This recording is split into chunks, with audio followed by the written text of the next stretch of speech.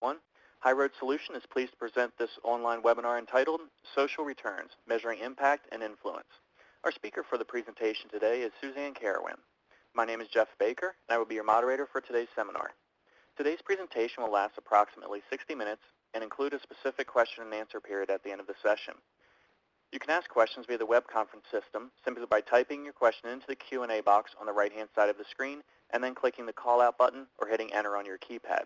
These instructions will be repeated later in the program. If you have any technical questions during the event, please email support@highroadsolution.com. Today's webinar is being recorded, and all participant lines will be muted during the live program. Suzanne Carowin is an active participant, member, and volunteer. She is a member of the American Society of Association Executives and serves on their Meetings and Exposition Council. Suzanne also serves on the advisory board for the Event Alley Show and is a member of several event industry associations where she is a passionate advocate of event technology and marketing. And with that, I would now like to turn the floor over to Suzanne. Thanks, everybody, and thanks, everybody, for joining us today. We're going to talk about a kind of a hot topic. Social marketing always continues to be a hot topic, but we're going to talk about it from a little bit of a different viewpoint today, and that is really from the viewpoint of how do you elevate this up to the C-suite and to your board so that they can actually get a handle on this, and probably at the end of the day, how can you help to make them care about how important that this is from an investment standpoint, from a measurement standpoint, and really at the end of the day for the future of the health and the longevity of your organization. And so that takes a little bit of a different approach. We're not going to talk about how to use hashtags, why to use them. We're going to talk about really how are you going to get the money to do it, how are you going to get the latitude to be able to have these programs effectively, and how are you going to ultimately change the conversation and really elevate the sophistication within your organization so that you're at a more even playing field as kind of what's happening out there in the corporate space, and so we can just raise the game across all the organizations. Because if any entity is going to benefit from social media and social media marketing, it should be associations, because you're ideally structured in order to really get the most engagement and influence out of these tools.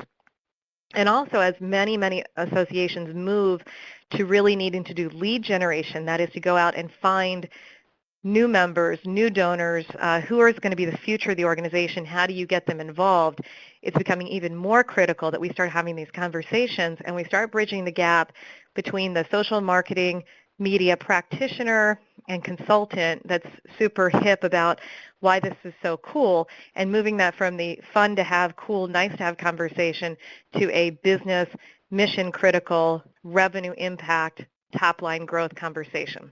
And so that's what the webinar is going to focus on today. And it came out of a couple of engagements that we did over the last couple of months in speaking at different places and organizations asking us to do a little bit more work in this area to help to continue this conversation. Excuse me. All right, so getting going, let's go ahead and rip the Band-Aid and talk about the truth about social marketing and why at the moment there is such this gap between social media marketing, and we can throw in digital marketing. Social media marketing is really one of the underlying branches. It's within the umbrella of digital marketing, but in particular why this and why mobile, why these two so are misunderstood and no one focuses in on them. And there's a couple key reasons that we want to get into, and we do have a massive disconnect. So the first thing is to understand there's a huge disconnect between typically the C-suite and the board and what they're seeing is important, and then what many of the manager level and director, VP level of marketing, communications, IT, et cetera, that group is trying to get done and wants to go forward and do. And so here at HighRoad, we've been asked actually, and with our partnership with ASEE and et cetera, to help to move that conversation forward. So I'm going to rip the Band-Aid. So from an executive viewpoint, and again, if you're out there and you absolutely love social media, these are sometimes harsh words because people really want to feel like everybody else is into it as they are. But the truth is that typically that's not the case. So the truth about social marketing from an executive viewpoint, it is, and I think everybody will agree, it is, unless you're doing it yourself, it is largely misunderstood about how much time it takes to really do this well. It is can be a huge time suck, and it seems, and the reason it's such an issue is because it is seen, and the perception is that it's so easy to do and that anybody can do it, because social media is a consumer-level tool. Almost everyone in the United States is on Facebook, depending on the generation, et cetera, but it's seen as an easy thing to do. It's seen as, Twitter doesn't seem hard. It doesn't seem hard to watch a YouTube video. Anybody can be on Instagram. These types of things. So the perception is that it's easy to do and it shouldn't be hard to do, and therefore we can get anybody to do it and it should be done instantaneously. And those things, of course, are total fallacies. And that, in case, of course, is not the case. So what that moves us into is a different discussion, which is what is the right talent set? What is the right skill set? Who are the right people that should be doing this within an organization or within a volunteer base? How do we find them? How do we cultivate that? Are we structured correctly as a team, as an organization to do this really well? We know that this is a common problem. We hear it all the time from our clients, which is that really with all of this change that's happened with digital marketing, that few organizations are actually structured correctly to really be able to take advantage of it. It's still relegated perhaps to a communications function, or it's seen as something that the intern can do, or it's seen as the marketing coordinator can do it, or it's seen as IT does it, or what have you. And what we know, of course, if we were to look at the consumer world and look at the big brands and how they do it, it becomes a function of everyone's job. It is an inherent now skill and talent set that everybody needs to develop, and these are things that need to be ubiquitous across the association staff. Excuse me. And that becomes a problem because few of us have C-level executives or board members who they themselves are doing these things. So for them, it seems like it's really easy to do. It doesn't seem like it's connected to the business revenue goals or the value of what they're trying to do. And so it seems like a nice to have, and that this should be something that somebody else does, et cetera, and it should be a relatively new function. So therefore, let's hire a millennial to do it, and it will be fun and cheap and whatnot. And so all of these kinds of thoughts are being brought up and really now on the table for discussion. And I'd say that we're going to see these as some really important discussions going forward in the next 18 months. How are we restructuring our departments? How are we merging together marketing and IT and communications, et cetera, now that all of these systems are coming together? And the systems are able to integrate now, which means that we're freeing up more time, which means that we can get to different level thinking and start to get more strategic. So this big conversation is definitely on the table, but it's just still at the beginning. So the rip the Band-Aid part is that most C-level and most board members don't get this at all. They don't even know that this is a topic at the table. They just think, oh, you're in marketing, oh, you're in communications, therefore you know how to do all these things. And that becomes one of the kind of problems as well, is that in the association market especially, the term marketing, communications has been so merged together with IT, et cetera, that a lot of times nobody really knows the distinctions in these disciplines. And as we go forward and need to get into this prospective member donor mindset, those disciplines become very important, that we understand the differences and we have the right skill sets on staff or are correctly partnered with outsourced kind of resources to help us.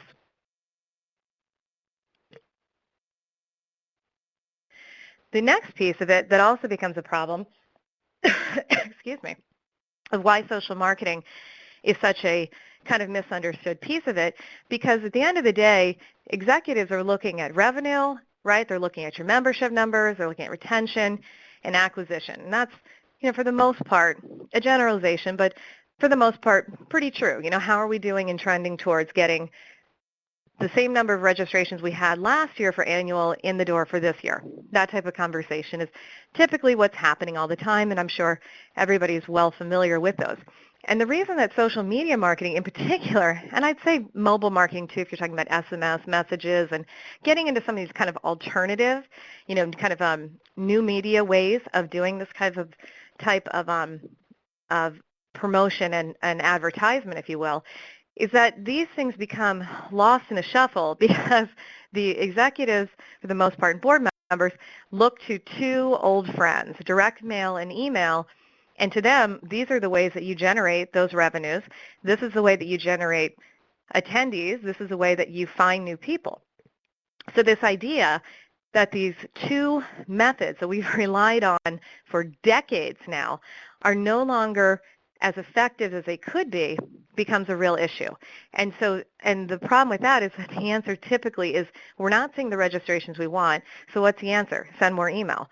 And what we're finding, of course, is that that no longer flies in today's world, especially as we're trying to target different types of people, especially when we're going out to get prospective people. You can't just buy an email list and send email to people. That doesn't work. So we're really struggling because the ways that we've always used for acquisition, when we were just talking about retention, these things are now outdated or specific to certain populations that still work, but then there's a whole next generation that we have to focus in on that maybe these are different tools now that we need to employ. And starting to understand that that's one of the big reasons we have a disconnect is really critical because it means we got to change the conversation. And the answer can't be, by the way, that we just say to a board, we say to a C-level staff person, well, we just have to have it because everybody's there. That also is not a compelling reason. So if you have 16 different social channels that you're on and you're spending all your time trying to post the same message on Facebook as Twitter, as LinkedIn, et cetera, you're not going to see the return you want on that either, and you're not going to have a compelling case for why to do it. So the last kind of piece of this equation for why this becomes an issue is that at the end of the day, this is really what most organizations want. A healthy population is going to have a look like this. We're going to have a lot of diversity. We're going to have diversity in terms of racial composition, in terms of gender, more or less equality, and we're going to have diversity in our different demographics, age, education, socioeconomic, et cetera.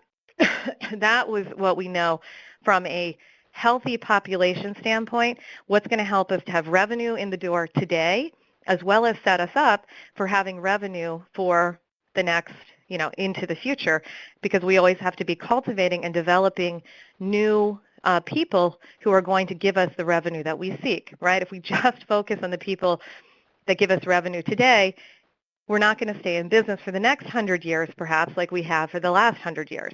And so that becomes a critical piece that most associations are starting to realize now. We do a tremendous amount of work, hear this all the time in the field, about now the focus has come because, how do we get the next generation? We realize we're at the critical point of our membership numbers are going to drastically drop off the cliff as we're seeing the boomers retire and go elsewhere out of the industry, et cetera.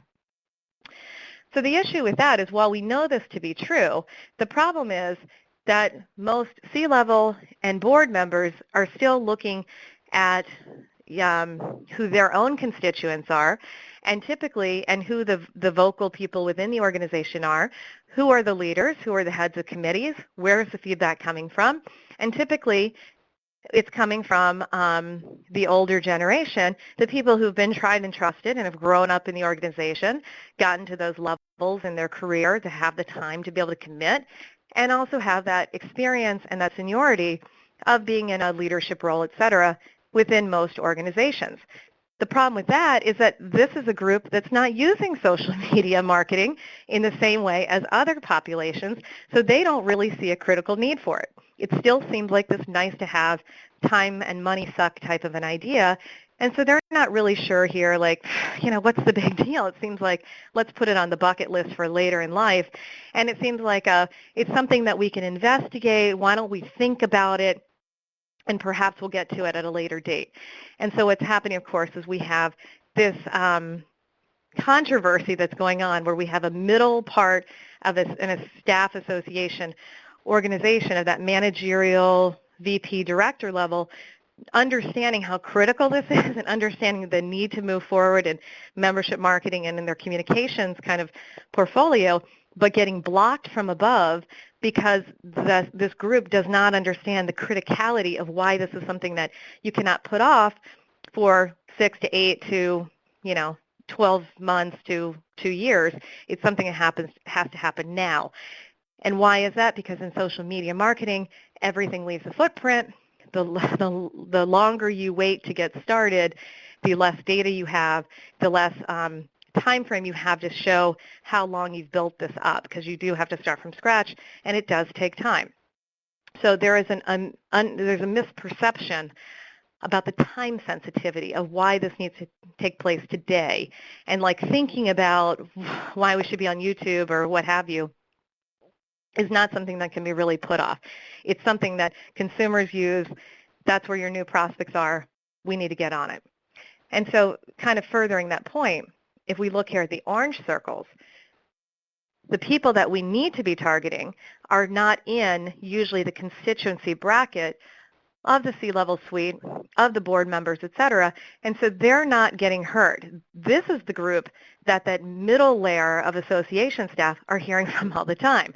The VPs know it, the directors know it, the managers level know it, et cetera, and they understand well and good that this group no longer has the right services, the products aren't perhaps the best fit, et cetera, but they're no longer they're not even in the mix as to what's being designed for them, and they're not getting the message, and the direct mail and the email is no longer perhaps either effective, or it's just not tools that this group uses or would respond to as much as if they used other things. And so that's the kind of piece of it. We got to really hammer home that point that the different groups now, we have more generations in the workforce than we've ever had in the history of mankind. We got to really start looking at what's called hyper-personalization, which is getting the right tools to the right people with the right message at the right time, and not this extraneous, superfluous messaging of one size fits all. One size fit all worked like a charm when everybody was in the group that was the yellow kind of circles, and everybody had a lot more homogeneity, had a lot in the across the different demographics, et cetera. Excuse me. But now that we have such diversity, that no longer is going to be as effective, and we shouldn't be surprised that that's the case. So being able to expand that conversation is going to be critical as well. Okay. Last piece on ripping the Band-Aid is the metrics itself. So what's great about digital marketing, what's great about social media marketing in particular, is that every one of these new tools that you might use, whether you're going to use Scoop It or Paperly or Facebook or Twitter or Pinterest or Instagram or SlideShare, on and on and on, they all have analytics behind them. It is a digital marketer's measurement dream, but it's so pointed for that particular tool, and it's so incredibly detailed for that particular tool with all these little measurements in there, like likes versus shares versus comments versus favorites versus, repinning, whatever. Unless you really understand the context and the medium of that tool, it's like gobbledygook to an executive's ears. They just don't understand it, and it's way too down in the weeds. And even if you had time to go across your 15 different social channels and collect all that, a lot of people still don't really know what that's telling them. It's one thing to put it out there. It's one thing to collect the data. It's a whole different set of skills to be able to interpret the data and then put it into a business context to say, okay, well, what do we do with it? What are we trying to do to affect change? And this is where a lot of times the disconnect comes, because you might have somebody on staff who's like really into it and awesome about getting more followers on Twitter, but again, no one cares if it doesn't result in money. And that becomes that big disconnect. So we need to find a way that all of the efforts that we're putting into these result in some business objective that moves the organization forward. And 9 times out of 10, that includes money. So all of these pieces here, while great, we need to find a way to aggregate them together and put them into a language and a context that our C-level and our executives can understand. So the rest of our time together is going to be exploring, okay, well, how do we do that? How do we change that conversation, and what does that mean? Okay.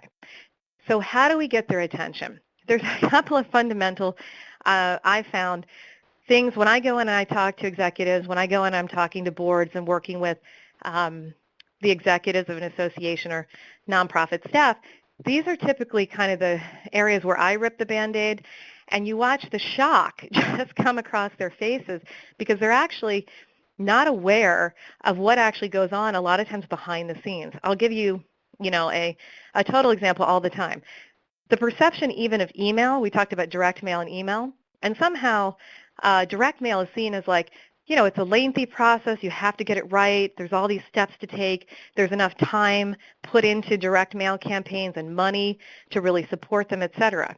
When it comes to email, somehow email is seen as like, this should be this super cheap communication method, and again, compared to direct mail, it still is the most economical way to go in terms of actually buying messaging time.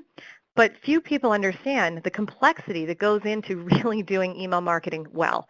It is not cutting and pasting into an email and hitting send. That doesn't exist. Real email marketing, especially in today's world where you need responsive design, needs to work on mobile, it needs to be personalized, all these things takes a tremendous amount of skill set and time. But it is seen as something that everybody should be able to do, from a marketing coordinator to a manager to a director, and that is something you should just be able to bang out the door and be able to send all the time. Few executives and C-level people understand what goes into an email marketing program, let alone, let's say, what goes into a webinar program or the social media, et cetera. So they don't really understand the practitioner part, and that's why that perception that it's so easy, anybody can do it, and the time is, it should be like instantly out the door, that's where that comes from. So understanding that becomes something we have to rip the Band-Aid for as well. So when we go in and we talk about gaining the executive's attention, here's some of the tools that we use excuse me, to help this educational process go forward, to help to understand how we can look at an organization comprehensively and be able to not get in the weeds about just talking about email or just the website or any of these tactical things, talking about comprehensively where is the organization losing efficiencies or where can they gain efficiencies, and how does that relate to money. That is something, that's conversation fodder that executives and C-levels will listen to any day of the week, because that's, at the end of the day, the health and the efficiency, the effectiveness of that organization. So first and foremost, it's to really outline at a high level, in picture format, what is your digital landscape? This is something that is a tool you can do today. Most executives, most board members have no idea. They would think this is something that's just relegated to the staff level and not something that they need to be interested in, but this is something that your CIO, et cetera, if you're lucky enough to have one on staff, they would look at if you are in a similar kind of corporate structure. So the thing here is not to come in complaining, but it's to say, hey, you know what? Here's what we deal with every day. And that is to literally draw up across the board, whiteboard it, and take pictures. Everything doesn't have to be perfect and professionally done and take time. It's now about getting out to market fast, being nimble. So hand draw it and say, look, here's the different worlds in which we play in all the time, from our marketing department, our communications department, wherever these things fall. And here's where it is. And you can see it crosses into different worlds. It might cross into the IT world, might cross into publications, might cross into the event world, et cetera, et cetera. But here are kind of the worlds. We've got the world of mobile, social, the ad world, the event world, all of our content world. And again, this then cuts across, well, number one, departments. It cuts across all of these things, and it's looking at an organizational capacity, saying this is all the kind of activities and channels of communication that we have to deal with in order to get the word out, because that's how we're going to bring money into the door. So right there, that's a lot of little things out there. That's just a lot of areas. So right there, a lot of times executives and the board members are like, whoa, that's a lot of stuff, right? Because behind here is always, you're saying, are we staffed correctly? Do we have the right external resources, right? Do we have the right time to do it and to do it well? So the next piece you can do is you can then continue to change the conversation after they see the big picture of all the places that are that you're actually kind of have activity in. And again, you're speaking from a high level, so we're taking away the departmental politics. And you say, hey, you know what? Now that you see the worlds we're trying to play in, using the same staff that we had and the same organizational structure we had probably 15 years ago. Having said that, now knowing everything has changed, here's where we're losing efficiencies and we're still working manually. And I usually show a little picture that looks like that. I take the same digital landscape and I start drawing in all the arrows of all the places where data should flow together or needs to flow together in order for the system to really work effectively. And you say, you know what, today, without any integration, any systems consolidated, every place you see a blue arrow is something where we have a manual process in place. So if you want to know why we can't add another email or I can't turn it around in an hour, well, let's look at the blue arrow, right? You want to know why we can't move faster on getting something out the door, why we're so anti-change, why things you're not getting especially the things like the metrics. We're getting a lot of clients that are telling us that the boards are really asking them for metrics now. They're having a really hard time finding any time, right, to get these metrics together because why? Well, let's go back to the blue arrow. So, if I was an organizational behavior and organizational kind of strategist to come in, I would come in and say, well, what can we do about these blue arrows? Because this is where the time's going. When you show this type of diagram to C-level and to boards, typically the mouths drop open because they've never thought of it, right? Again, email seems simple. How hard is it to put out a tweet? How hard is it to do these things? But when you put them all in conjunction within, let's say, a campaign, within being able to put together an annual meeting and market it, it becomes mind-blowing that all of this is still done manually in 2014. So you start to really lay down the foundation for saying, hey, this is why we need different systems. This is why we need integration between the systems.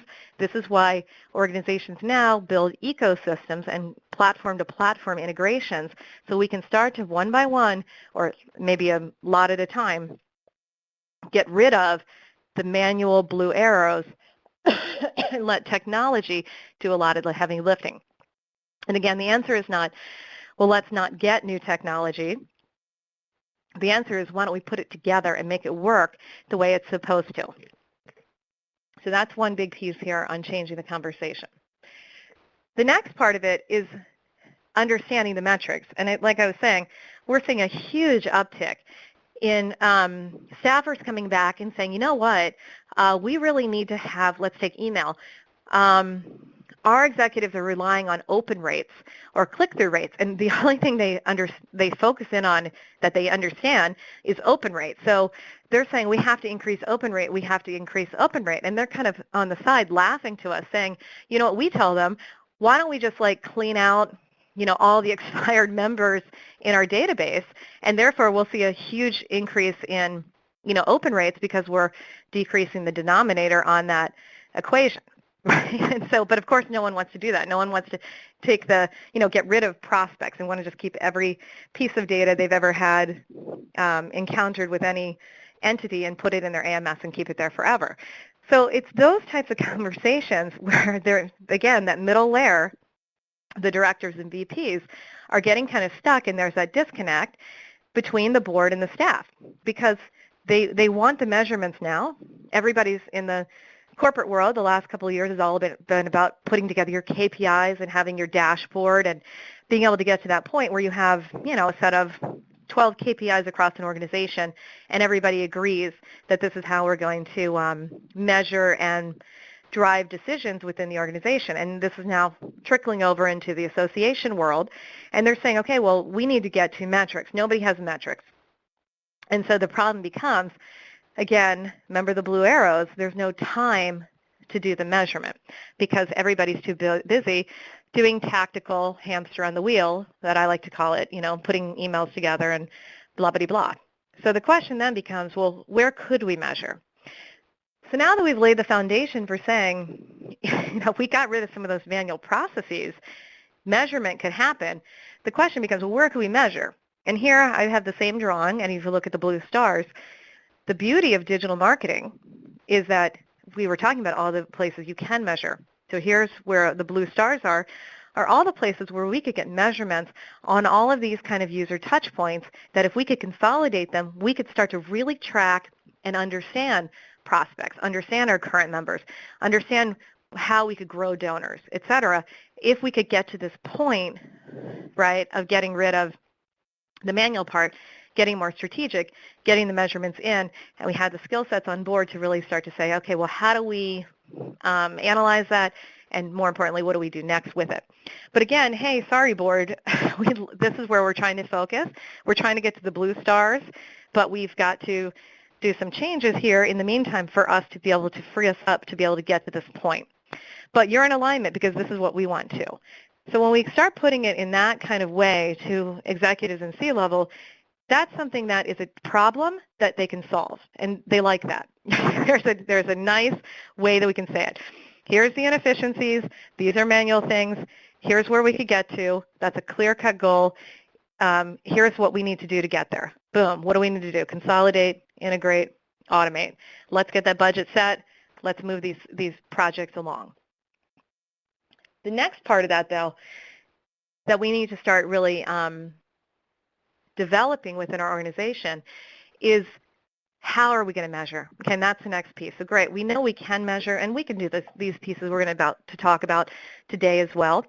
We need to start moving the conversation, again, from talking about open rates, talking about the number of followers, talking about unique website visitors.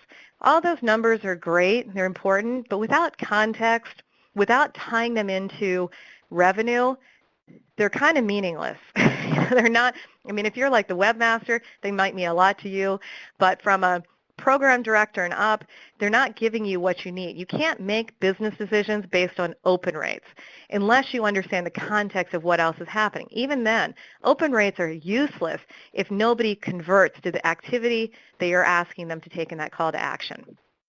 So that means that we're ready now to start moving the conversation to talking about influence and lead to conversion and how we should be able to measure and the language that we need to do that effectively. So a couple of definitions to throw out there. First is influence. We were talking about that. That's really brand awareness. It's really how much you can get in front of people and how memorable you can be. So how much top of mindness you can get so that the next time that something crosses their mind, like, you know what? I really wish I had a resource where I could find out, the number of CPAs in the state of Virginia, whatever, that they say, you know where I should go? I bet you the Virginia Society of CPAs has that information. That's influence. That's being in top of mind. So you're coming up in their decision choice sets, and you're gaining that awareness. It's the first level to convert them into being a customer. You're not going to have any influence if no one knows who you are, right? So, excuse me, when you're bringing a new product or service to market, the first thing you have to understand is you're not going to have sales today, even if you put out a lot of email, because nobody knows who you are. And people don't buy nowadays unless you have brand awareness. The first step, and CFOs hate to hear this, salespeople hate to hear this, because the world has changed because it's all about marketing now, but you got to have brand awareness before you can convert to sales, because now the power of how most customers make decisions has changed from direct marketing to, again, influence marketing, where you're likely to buy something, investigate it on your own, research it based on what other people have said. So the key is to get in front of them and develop that influence. Once you get that, you can then start to measure what's called reach, which is the number of people who are seeing your message. Now, reach is a common metric you'll see in social media marketing. What's your reach? That's something that we need to understand. That's actually probably more important than sometimes in open rate, of understanding how many people, what's your population, what's your universe that you even have that you can connect to in some way. So you're trying to understand what your reach is, and then of that population, how many of them actually saw your message. And the last part is adding in this definition of conversion, which is really what you care about. At the end of the day, you really only care about conversion, which is, are the people taking the action you wanted them to take, right? So open rate without conversion, useless. It's just useless. You got to have your conversion trackers in place. And all good email marketing software will have that. All good, you can use Google Analytics many times to set up conversion programs, but you got to start focusing in on conversion and moving the conversation with your C-level and your board into talking about conversion, because conversion equals money. That's where you're going to get the ear and people are going to care. Otherwise, it just, again, sounds like nice to have. You're not really talking, you're doing business, et cetera, et cetera. And especially if you have board members who are from the industry you serve and they're marketers or they're in business, et cetera, that's going to get their respect and it's going to get their attention. So a couple of things you need in order to do conversion, and I call this Digi tracking. There's a lot of things you can do, but if you remember the blue arrows, the first is what we call the CIA method at HighRoad. It's going to be really difficult to really talk about conversion if all of your time, again, is spent tracking down, number one, you got your blue arrow of manual processes going, and then second, if you have to manually go in on top of that to all those blue stars to get your metrics. That's going to be super tough. It's possible, you can do it, but it's going to be painstaking and it's going to be slow. Now, some organizations might have volunteers to do that. Really, the time value of people isn't a consideration. You can do it manually. It's not that you can't do it. It just takes a long time to do it. Most organizations say, we don't have that. Why don't we instead go to consolidating, integrating, and automating? Getting those systems in place so that I can get to the blue star and not the blue manual arrow process. Now, within doing that, if I can get that done, I can then get to actually tracking. And all good systems nowadays in social media have different ways that you can track all the URLs. So understanding this base level, and this is more on the practitioner inside the staff organization, that there's all these tools that you should be using out there to be able to track and encode your different URLs, just like you used to do perhaps in source codes with direct mail and applications. You can do all that from the web sense. You can do it in mobile, you can do it in social, you can do it in your websites, you can do it in your newsletters, you can do it in your URLs and email, et cetera. Being able to put all those in place allows you then to track at the campaign level, which is ultimately where you want to get to. So what you want to do is start tracking at the campaign level when we're talking about dealing with the executives and reporting back to, again, C-level and board members. Why is that important? Because you could track every one of those URLs and look at the click-through link and look at who's opening what, and you can put them into buckets and say, well, the people that open this email automatically send them the second email. And you can go do all this marketing automation, and that's fantastic, and you should do it. But that's something that really is, again, on the practitioner side of life. It's not on the governance of the organization side. And that's way too much detail. Your C-level, the board can't get there. They can get to the level if you're talking about the campaign level. Again, the most common is how are we doing with the annual meeting registration, right? How are we doing with overall membership? That could be a campaign level goal. That's something that they can focus in on, they understand, it's got the context, and it's got the level of detail that they can handle. So in order to do that, you're going to put one code across all of those different channels, all of those different pieces. One code, you might have other codes within there as well, but one code that you can decipher to say, this is everything we've put out there that's going to help influence registration for the annual meeting. And that might be things that go out in social, it could be email, it could be mobile, it could be fax, it could be a million different things, direct mail, but something that you can tie all these things back to, the one campaign for all the effort we put in to being able to push out the annual meeting. And from that, then, you can start scoring the actual leads that are coming back in to understand who are we influencing, what's our reach, more importantly, where's conversion. And then we can start reporting at that C level. Going further, when we now start talking about reporting into these people, and this is something that you could start putting together regardless if anybody's asking for use or not, but having a slide deck, having a deck post whatever campaign that's at the campaign level that pulls these different channels together allows you to be really on your game and give back metrics that people are jaw-dropping. Because then you can start talking about, year over year and quarter over quarter. So how do you talk differently about that? Well, one, when you're putting that campaign together, you're going to put together a go-to-market plan for the campaign at the campaign level. So this year for annual meeting, at the campaign level, we're going to have this whole set of tasks. And again, if you notice, those tasks are no longer departmentally bound. This now crosses into perhaps all sorts of different departments, all sorts of different job functions, and those things have to be irrelevant because at the end of the day, you're trying to market the campaign that's making money for the organization. Within that campaign, or within that plan rather, you're going to put in where are your critical points for measurement. So these are my critical metric milestones. So it might be that you say, okay, well, 6 months before, here's where we are with registration, 3 months before, 1 month before, 3 weeks before, etc. You can also then say, what's your frequency?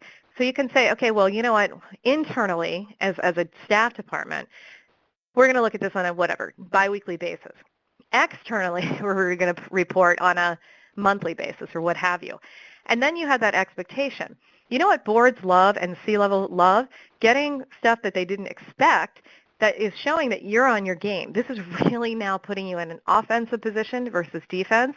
And you can say, hey, here's what we're going to do. I'm going to deliver these, boom, boom, boom.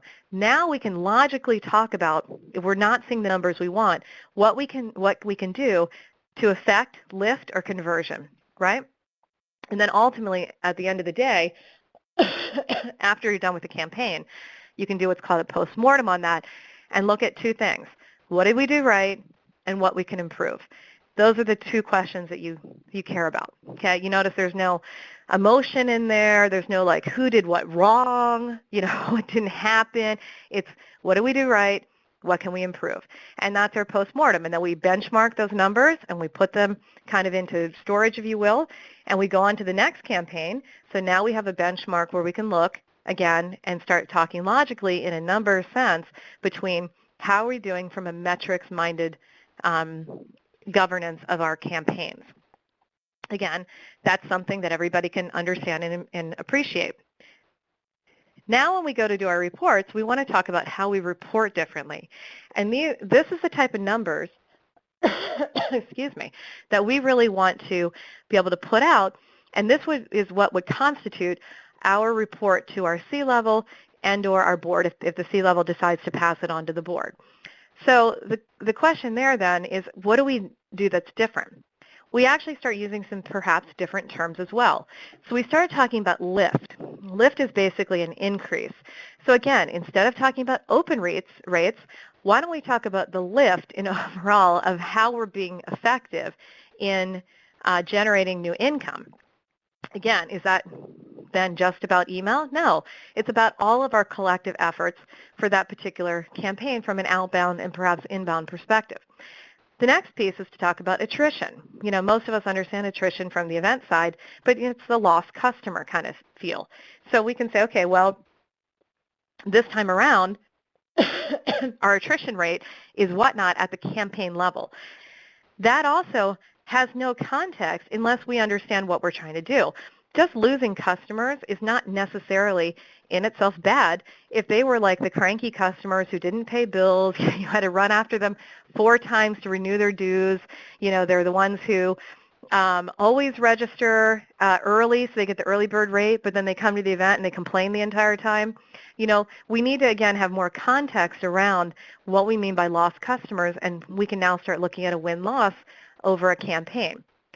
Why is that important? Because remember, at the end of the day, we're trying to get back to hyper-personalization.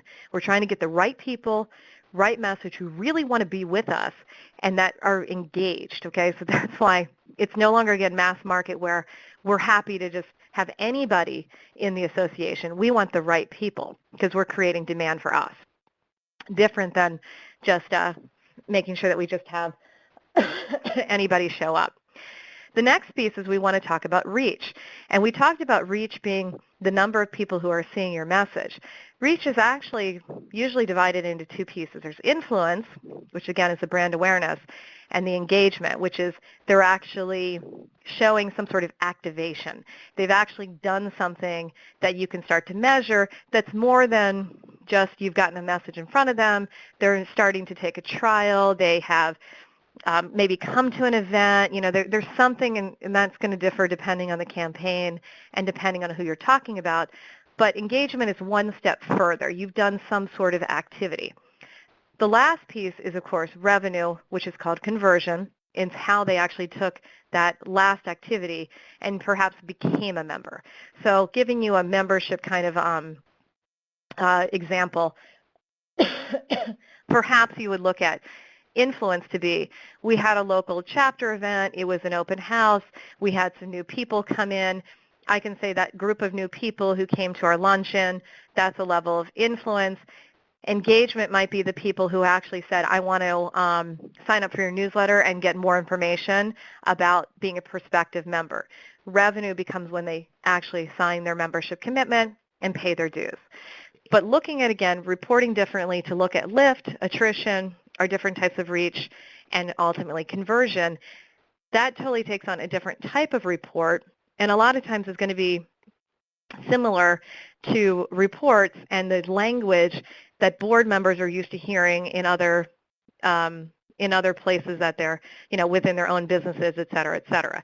But being able to change the conversation also allows you to have a mutual language that's agreed upon for how you're going to look at discussing your organization's health. And I think that becomes an important conversation, and it's the right time to start evolving that now that so much is kind of in flux of how we're starting to look at membership marketing and digital marketing really taking a foothold, et cetera. So at the end of the day, let's say now we're taking our example of our annual meeting. You might start reporting back to your C-level and board at a campaign level saying things like this. Let's talk about the overall impact that our marketing is having for our annual meeting at our critical milestone of 3 months out prior to the meeting. Right now, we're seeing a 12% lift in registrations, and that's from year over year. Quarter over quarter, we're seeing a 37% lift, or I could say month over month, we're up 67%. Okay, so we could outline those things. This is now giving us context about what that 12% means. It's focusing on the positive, it's focusing on increase, it's focusing on lift, and it aggregates all that detail together into something that they care about. Because I can say 12% lift in registrations equates to another, whatever, $1,700, $17,000 in new revenue that we didn't have previously. Okay, so we can look at here is our consistent, annual retention revenue, and here's what's top line growth.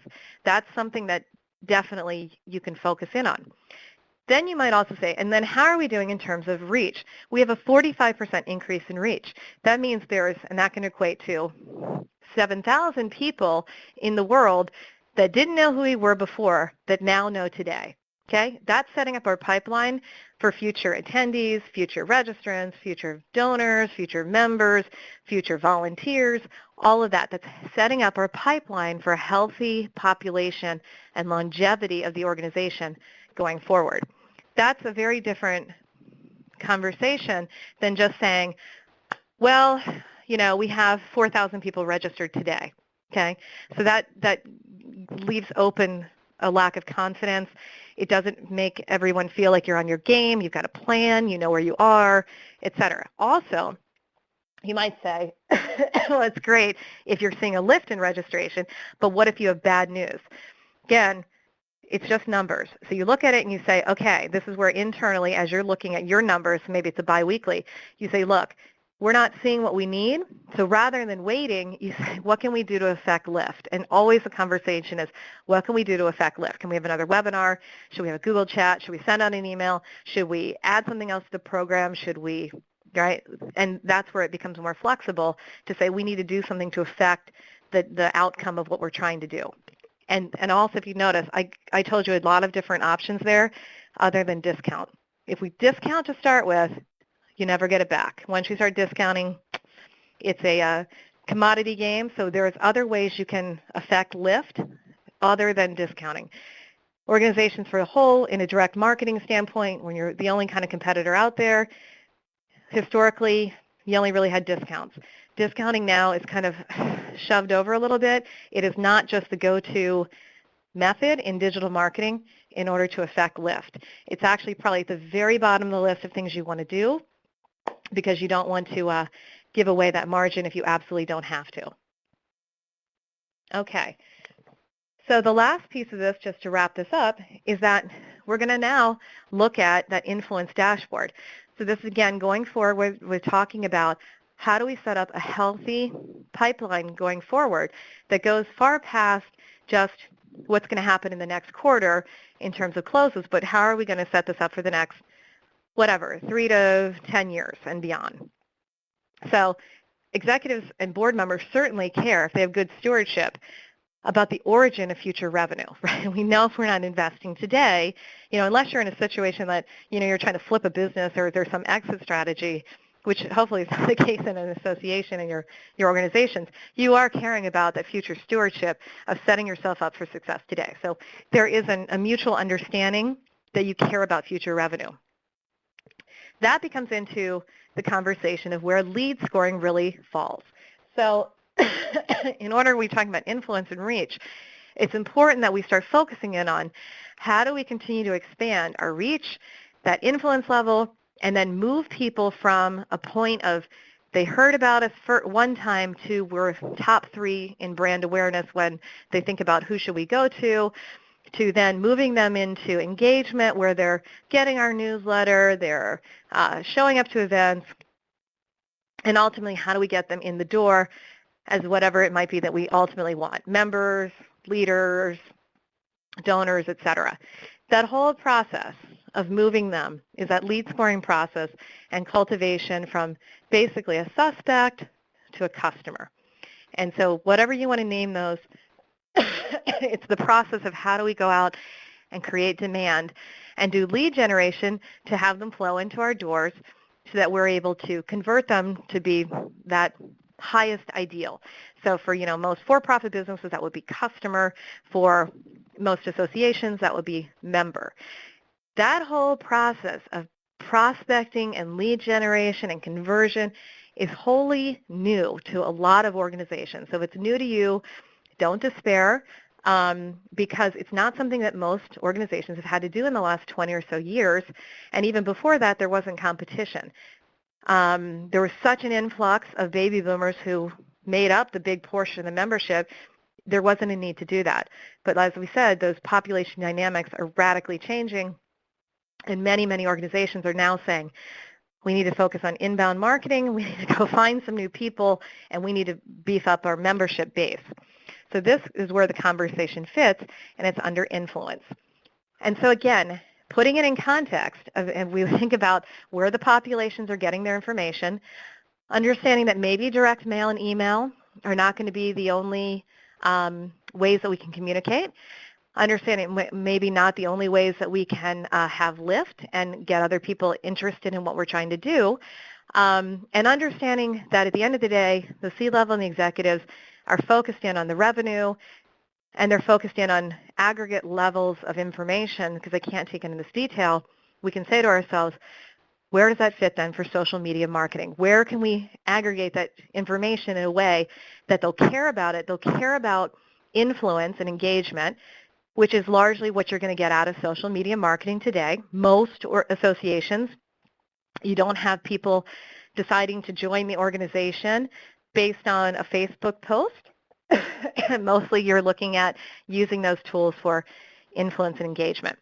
So what do we do with all that data we have? All those blue stars we had, how do we sum them all up? Where do we put them in? And that's where this scoring idea comes into place. The way you do it, it's a pretty simple methodology, and sometimes I think it's so simple that it makes people nervous because it feels like it's not the right thing. But basically, the easiest way to do it is you have you're looking at my Excel spreadsheet here in this Excel, in the PowerPoint. You have 2 grids, one for engagement, one for influence, and you're going to take all your social channels, and you're going to decide as a team internally and again, not including probably C-level and board members, you're going to decide internally what you think you want to track and what you think you want to follow that's going to really show you what's going to make a difference in the road to conversion. So you're going to then put these things together, and that's going to be your source. So for example, you might decide that what you've seen kind of maybe observationally is that people that sign up for your newsletter tend to have a track record of becoming members, let's just say. Maybe you have a prospect newsletter. A very common way, especially in the corporate world, to find new people, to be able to talk to them, et cetera, is being able to increase the number of subscribers of your newsletter. So side note, if you only have members-only newsletters, might want to think about expanding that to be able to have prospect newsletters as well. Great way to get communication information. So for example, you might say, okay, well, I've got my Facebook fans. We picked to look at the number of LinkedIn followers. We picked to use our website, Google Analytics, for the number of site visitors that are unique, our number of email subscribers, Twitter, voicemails open. Remember, there's other ways to look at communication as well. And because maybe I use like a voice messaging system to automatically leave voicemails or something. That's a great way to do it. People forget about that all the time. Don't forget about the phone. And you have like your YouTube subscribers. I take all that, I put in the one column the raw number that I'm pulling out of my social media networks, and then I'm going to decide internally how important is that?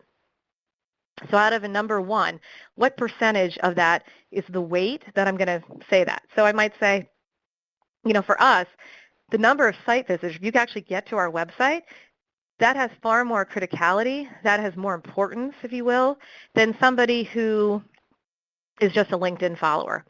And then I'm going to basically multiply those numbers together to get a weighted score, and then I'm going to put those together and I'm going to add them up, and that's going to be my index score. So there's nothing complicated about that process at all. This is something that your VP, your director, et cetera, is going to set up the methodology, pick out which scores to use, the weighting of it, and which actually items that you want to measure across your different social channels. And then once you've decided those, or you can get a consultant to do that, we can come in and do that for you. And once you decide that piece of it, then executing on that, pulling those numbers together every month, putting together that index score can be something easily that an intern can do, a marketing coordinator can do. That level of going through each of those, even if you have to do it manually, it's time consuming, but not a big deal once you have the method in place, because now there's a structure for why you're doing it, right? So you can then say, here's why we're going to take the time to go out to all these, 7 different social outposts to collect this information. So we're going to pull that index score together, and we're going to do one matrix for engagement, one for influence, because the way it goes is influence to engagement to conversion. That's our kind of track that we're looking at. And once I get that, I'm now going to track it over time. So I might say over a course of a year, here's my index numbers, right? So it's taking it across all of these different communication channels, boiling it down to one number, and I'm going to then collect it for each one of, let's say, my months. Of course, I could do a quarter and do an average per quarter, so I could map it over quarters. But I'm going to put that into, again, an Excel spreadsheet, easy enough. And then most importantly, because that still is going to be meaningless to anybody, is I'm then going to put it into a graph. My graph is not showing. And what I'm going to do is I'm just going to map my index scores onto a graph, into a line graph, and therefore I'm going to look at the slope as a line. That is something C-level and executives know how to read. Now all they're doing is looking at the slope of the line to say, is it going in the right direction? Right? And of course, what everybody wants to see is what's called the hockey stick curve, which is everything is going up and to the right. And when you look at it from that way, all of that data, all of those manual processes, all of those communication channels, all that work that you've done at the campaign level, et cetera, boils down into something that is one score and one line. And you can easily then show it to people who are making decisions and saying, are we going in the right direction? And if you see that thing going up and to the right, you know that you're going in the right direction. And there the conversation is, keep on it, attaboy, attagirl, and let's keep doing what you're doing, right? Where can we do more? And the question, then the conversation shifts to saying, how do we get even steeper curve so that we can go faster and gain more members, donors, registrations, et cetera, et cetera. So those are some of the easy ways to change the conversation, and you can start down those processes today. And just to close it up, in putting together, again, a way that we can start doing change management to change the conversation from talking about social media marketing as a time suck, as a resource suck, as something that seems like a nice to have, as something that's seen as super easy and doesn't have a connection to real revenue and real longevity to the organization. We can do it with these 4 easy steps. Helping to get clear and educate on the digital landscape, understanding that the key going forward is going to be really to employ that CIA method, consolidate, integrate, automate, so you can get rid of the blue arrows, get to the stars, start changing the conversation, start talking in terms of influence, lift, reach, conversion, right, focusing on those, talking at that campaign level, changing, again, what you focus in on, so moving off of the hamster on the wheel, off the tactical, into the kind of starting with the end in mind. What am I going to focus in on? We need a lift in registrations. We need to add this amount of money for top-line growth, et cetera. And then ultimately how you change that in reporting so that we can have numbers that are understood by all, not too deep in the weeds, at an index score level, so I can look at the line progression and start talking about slope of the line and easily graphically seeing everybody. And then I can be really transparent about it. I can print it out, put in everybody's cubes, send it to the board deck, what have you, so we understand that overall the organization from a communications, marketing outreach perspective is headed in the right direction. Crosses all the departments, puts everybody firmly unified on the business goals of the organization, and allows people to really now get more involved with having that influence and reach, and being able to get rid of the emotion, get rid of the controversy, and focus in on the end goal at hand. So those are some of the key things we come in and we talk all the time to executives about and board members, et cetera. I hope that this is valuable. Happy, I know we're a couple minutes over. Happy to take any questions if we have any. Or Jeff, I'll let you wrap it up. Okay, thanks, Suzanne. Yes, if you do have any questions, you can type them into the Q&A pod on the right-hand side of your screen, and then click the call-out button or hit enter on your keypad. And just a reminder, if you would like ASA, CAE credits for this, you can also just put your name into the Q&A pod, and we will get that over to them.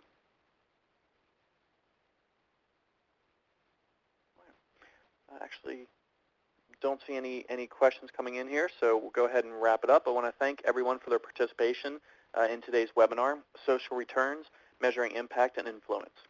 Special thank you to our speaker, Suzanne Carowin. Please take a moment and provide us with some feedback by using the survey link in the important information box in the top right-hand corner. You may also provide some feedback by sending us an email at support@highroadsolution.com. Today's session was recorded. You'll receive an email within the next few business days with a link to the webinar recording. Today's webinar is copyrighted by HighRoad Solution with all rights reserved.